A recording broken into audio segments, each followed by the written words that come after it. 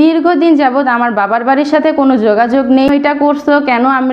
আমার কারণে নাকি সমাজে তারা মুখ দেখাতে পারবে না। তো ওইখান থেকে আর কি আমার বাবা মায়ের সাথে মানে আমার ফ্যামিলির সাথে আমার সম্পর্কটা খারাপ হতে শুরু করে। কিন্তু তার আগে তারা আমাকে অনেক ভালোবাসতো, যেটা বলার বাইরে। আমার ওগুলো মনে পড়ে এখন, মানে অনেক কষ্ট লাগতেছে। তারা কেন বুঝতে পারে না যে আমারও কষ্ট লাগে, আমারও মা বাবার প্রয়োজন আছে, আমারও একটা বিপদ আসে, মানে আমার কষ্ট আমার ভিতরেই থাকবে, তারা কখনোই বুঝবে না হয়তোবা। আসসালামু আলাইকুম, আশা করি আপনারা সবাই ভালো আছেন। সব সময় যে কথাগুলো আমি স্কিপ করে যেতাম, মানে বলতে চাইতাম না, ওই সব কথা নিয়ে আজকে আপনাদের সাথে কথা বলবো। মানে কথাগুলো বলতে বাধ্য হচ্ছি। আর অনেক আপুরাই তো ক্যাপশন দেখে বুঝে গেছে যে আজকের ভিডিও মূলত কি নিয়ে। মানে দীর্ঘদিন যাবৎ আমার বাবার বাড়ির সাথে কোনো যোগাযোগ নেই, তার উপরে আমার বোনের বিয়েতে যেতে পারিনি, ভাইয়ের বিয়েতেও যেতে পারিনি। তাহলে বুঝেন কতটা কষ্ট পাইছি আমি। আর প্রথম থেকে শুরু করলে আমার যখন আর কি বিয়ে হয়, আমি নারায়ণগঞ্জ আসি, যখন আমার বাবা মায়ের অমতেই আসি। তো ওইখান থেকে আর কি আমার বাবা মায়ের সাথে মানে আমার ফ্যামিলির সাথে আমার সম্পর্কটা খারাপ হতে শুরু করে। কিন্তু তার আগে তারা আমাকে অনেক ভালোবাসতো, যেটা বলার বাইরে। আমার ওগুলো মনে পড়ে এখন, মানে অনেক কষ্ট লাগতেছে। অনেক ভালোবাসতো, অনেক আদরে আমাকে মানুষ করছে। আমার ভাই আমাকে সবসময়, মানে আমার বাবা তো একটু দূরে থাকতো, কাজের ক্ষেত্রে ঢাকা থাকতো। তো আমার ভাই সবসময় আমার বাবার ভালোবাসাটা দিছে। আমার বোন আমাকে সবসময় অনেক ভালোবাসতো, মানে যেখানেই যাক আমাকে নিয়ে যেত, আমার পছন্দ অপছন্দ সব কিছু খেয়াল করতো। আর আমার মার কথা আমি, মানে আমার মায়ের মতন মা তুলনাই করা যায় না, এত ভালো মা। মানে আমাদের এলাকায় না, আমাদের আশেপাশে যারা আমার মাকে চিনতো আর কি, সব মেয়েরা, ছোট ছোট বাচ্চারা বলতো, আন্টি আমি আপনার মেয়ে হই নাই কেন? এত মানে ভালো একজন মা। কিন্তু যে বিয়ের পরে না সব কিছু চেঞ্জ হয়ে গেছে, সব কিছু আলাদা হয়ে গেছে।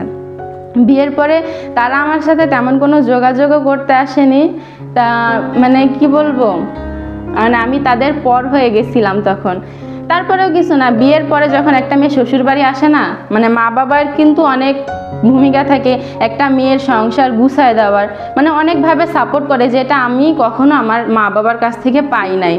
তারপরেও আমি কখনো তাদেরকে আর কি দোষারোপ করি নাই, মানে কখনো কোনো কথা বলি নাই যে আম্মু তোমার কথা আমি কষ্ট, তাও কিছু বলি না। আম্মু ফোন দিছো, হ্যাঁ ঠিক আছে, সব কিছু ঠিক, আমি কখনো তাদের কাছে কিছু প্রকাশ করি নাই। তারপরে আমার সতীন আসার পর তো আরও বড় ঝামেলা শুরু হয়েছে, যে তারা আমার সাথে মানে কথাই বলা বন্ধ করে দিছে। বলতে এরকম করতে করতে এখন মানে আমার সাথে কোনো যোগাযোগ নাই তাদের। আর একটা কথা হচ্ছে, আমার বোনের বিয়েতে আমি কেন যেতে পারি নাই। তখন আমি হচ্ছে 7 না যেন 6 মাসের প্রেগনেন্ট ছিলাম। আমার সতীনের ডেলিভারি ডেট দিয়ে দিচ্ছে ডাক্তার দেখানোর পরে বলছে আমার বোনের বিয়ে হয় 10-11 নভেম্বরের এই সময়ে, আর আমার সতীনের ডেট দেয় হচ্ছে 20 তারিখের দিকে, এরকম টাইমে। তো সেই কারণে আমি হচ্ছে যেতে পারি না। আর একটা বড় কারণ হচ্ছে আব্দুর রহমান, মানে কোনো নড়াচড়া ওর বোঝা যাইতো না। তো ওইখান থেকে না আমার মনের ভিতরে একটা টেনশন থাকতো। আমি বাইরে টাইরে একটু কম বেরোতাম, মানে বেরোতামই না ধরতে গেলে, যে ও একটু কম নড়াচড়া করে। এইটা হচ্ছে সব থেকে মেন কারণ ছিল। আর ঢাকা আর খুলনা যাওয়া তো অনেক রাস্তা, তো একটা প্রেগনেন্ট মানুষের তো এত জার্নি করাটা ঠিক না। তো তখনও আমার আম্মু না বুঝে নাই যে আমি কি কারণে আসলে যাইনি। সব থেকে প্রথম কারণ হচ্ছে আমার বাচ্চার ভালোর জন্য, আর দ্বিতীয় কারণ হচ্ছে আমার সতীনের ডেলিভারি ডেট কখন কি হয়ে যায়। আমি ওকে সবসময় সাপোর্ট দিতাম, ও খেতে পারতো না, অনেক বিষয় ছিল যেটার কারণে আমার যাওয়া হয়নি। কিন্তু তখনও তারা আমাকে বুঝে নাই। তখনও প্রায় 1 মাসের মতো, বিয়ে হওয়ার 1 মাসের মতো আমার সাথে কথা বলে নাই। আমি নাকি ইচ্ছা করে বিয়েতে অ্যাটেন্ড করি নাই। এটা কি সম্ভব বলেন? যে আমার বোনের বিয়ে নিয়ে আমার যে কত আশা ছিল। আমি বিয়ের আগেও সবসময় বলতাম যে আপু জানিস, আমি তোর বিয়েতে এই মার্কেট থেকে এইটা কিনবো, ওই মার্কেট থেকে ওইটা কিনবো। তো বিয়ের পরে আমার জামাইকে বলতাম, জানো আমার বোনের বিয়ে কিন্তু আমরা যাবো। সেও বলতো যে হ্যাঁ ঠিক আছে, যে ও সমস্যা নাই। কিন্তু আমার বোনের বিয়েটা অনেক দেরিতে হয়, আর আমরাও একটা মানে সিরিয়াস মোমেন্টে থাকি। তো ওই দিক থেকে যাওয়া হয় না। আমার অনেক স্বপ্ন ছিল। আমি বলতাম গায়ে হলুদে এইটা পরবো, বিয়েতে এইটা পরবো, বৌভাতে এইটা পরবো। আমার অনেক স্বপ্ন ছিল আমার বোনের বিয়ে নিয়ে, কিন্তু কখনো ভাবতেও পারিনি যে আমি আমার বোনের বিয়েতে যেতে পারবো না। তো তারা কখনোই বুঝে নাই আমার বিষয়গুলো, কারণ আমার ফ্যামিলিতে কি হচ্ছে না হচ্ছে তারা ঠিক মতন জানতোই না। যে আমার ফ্যামিলিতে আসলে আমি কোন সিচুয়েশনে আছি। আমি কখনো শেয়ার করতে পারি না, যে একটা মেয়ে আছে না যে শ্বশুরবাড়ি একটা ঝামেলা হলে মা বাবার কাছে শেয়ার করে, আমি সেটা কখনো করতে পারি না যে আম্মু আমার এটা সমস্যা হচ্ছে, আব্বু আমার এটা সমস্যা হচ্ছে। তারা তো বুঝবেই না, বুঝবে কি করে, তারা খোঁজ খবর তো ঠিকমতো নেয়নি। আর আমার ভাইয়ের বিয়ের কথাবার্তা চলতেছে, চলতে চলতে হচ্ছে মানে বলছিল যে আমাকে যে ভাইয়ের বিয়ে দেখতেছে, মেয়ে দেখতেছে। তো আমিও বলছি ঠিক আছে। তো এখন আর কি ওই যে জানিও না, খোঁজ খবরও নাই, তারাও ফোন দেয় না, ফোন দিলেও ধরে না। আর কি বলবো। আর একটা কথা কি, মানে সন্তানের কষ্ট না মা বাবারা বুঝতে পারে। যেমন আমার যখন কষ্ট হয়, আমার ছেলে মেয়ের যখন কষ্ট হয়, আমাদুর রহমানের কষ্ট হয়, আব্দুর রহমানের কষ্ট হয়, তখন আমি বুঝতে পারি যে আমার বাচ্চার এইটা লাগবে, আমার বাচ্চার ওইটা লাগবে। কিন্তু তারা কেন বুঝতে পারে না যে আমারও কষ্ট লাগে, আমারও মা বাবার প্রয়োজন আছে, আমারও একটা বিপদ আসে, বা মানে আমার সদিন আছে ঠিক আছে, তারপরেও তার কাছে একটা শেয়ার করা, তার সাথে একটা বড় হিসেবে সে আমাকে পরামর্শ দেয়, সেরকম না কখনো হয়ে ওঠে নাই। আর এই যে সদিন আসার পর থেকেই না আমার মানে ফ্যামিলির সাথে বেশিরভাগ ঝামেলা শুরু হয়, যে কেন এটা করছো, কেন আমার কারণে নাকি সমাজে তারা মুখ দেখাতে পারবে না, বা আমি তো ভালো আছি এটা আমাকে তো বোঝার চেষ্টা করুক।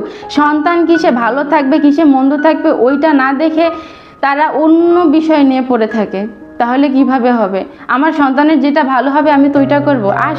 সে আমাদের বাসায় আসুক, আমার সাথে যোগাযোগ করুক। মানে আমি যখন তাদের বাসায় গেছিলাম তখন আমার ছেলেকে অনেক অনেক বেশি ভালোবাসতে। তো নানির মামার ভালোবাসা দেখে আমার না মানে এত ভালো লাগতো। তারা মনে করে যে আমি হচ্ছে তাদের একটা মানে মানে তারা আমাকে ভুল করে মনে হয় হয়তো জন্ম দিয়ে ফেলছে, তাদের অনেক বড় ভুল ছিল। আমি হচ্ছে অনেক স্বার্থপর একটা মেয়ে, আমি আমার সুখ শান্তি ছাড়া কিছু বুঝি না। আসলে একটা মেয়ে, একটা মানে ছেলে মেয়ের বাবা মা কিন্তু অনেক জরুরি একটা বাচ্চার ক্ষেত্রে। আমার বাবা মা তো জীবিত আছে, তাদের আমার অবশ্যই অনেক প্রয়োজন। মানে তারাই যে কথা বলে না, আমার সাথে কথা বলা দীর্ঘদিন ধরে বন্ধ করে দিচ্ছে, তারা আমার উপরে অনেক রাগ। এই বিষয়টা না আমার ভালো লাগে না। আমার মানে তারা যদি আমার সাথে ঠিক মতন কথা বলতো, আমার হয়তো একটা মানসিক শান্তি থাকতো যে আমার বাবা মা আমার সাথে ঠিক মতন কথা বলে, তারা তাদের মতো। আর আমার শ্বশুরবাড়ি হয়তো অনেক ভালো, আমার সতীনও মাশাআল্লাহ অনেক ভালো লক্ষ্মী একটা মেয়ে, ওর কোনো তুলনা নেই, যেটা বলার বাইরে। আমি বলতেছি না আর কিছু, অনেক ভালো একটা মেয়ে। আমার শ্বশুর শাশুড়ি, হাজবেন্ড, কিউট দুইটা বাচ্চা, আমার সুখের একটা সংসার। কিন্তু তারপরেও যে বাবা মা রাগ করে বসে আছে, আমার সাথে কোনো যোগাযোগ নাই, তারাও কষ্ট পাচ্ছে। তো এই কারণে না আমার নিজের কাছে মানে অনেক খারাপ লাগে। যদি তারাও একটু ভালো ব্যবহার করতো আমার সাথে 2টা মিনিট কথা বলতো, আমার ছেলে মেয়ের খোঁজ নিত, যে তোমার ছেলে মেয়ে কী করতেছে, নানা নানির একটা আদর পাইতো, আমার কাছে না এই খুশি না আরো 3 গুণ 4 গুণ বেড়ে যেত। তো তাদেরকে আমার আর কিছু বলার নাই। মানে আমার কষ্ট আমার ভিতরেই থাকবে, তারা কখনোই বুঝবে না হয়তোবা। আমি জানি না আজকে কি ভিডিওতে বলছি না বলছি, আপনারা সবাই ক্ষমার দৃষ্টিতে দেখবেন। আজকের ভিডিওটা এই পর্যন্তই।